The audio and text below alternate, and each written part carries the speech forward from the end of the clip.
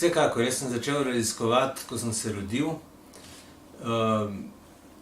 Če ne bi se naučil dihati, premikati težišče, se pravi hoditi, če ne bi raziskoval, kako se teče, kako se pleza, potem bi verjetno ostal na eni nižji razvojni stopnji, tako pa je dejansko raziskovalno delo me privedlo na eno boljšo kakovostno življenje. Raziskovalci smo vsi. Od rojstva, ko se rodimo,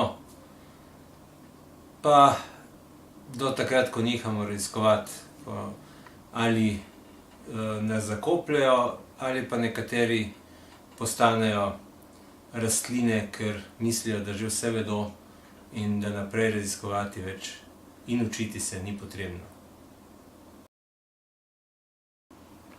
Raziskovanje nenehno vpliva name, vplivalo je na mojo preteklost, vpliva na mojo sedanjost.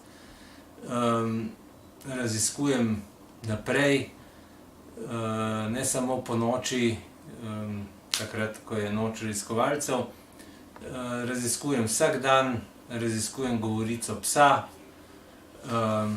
pes pa raziskuje mojo govorico, tako da to vse lepo vpliva na bodočnost.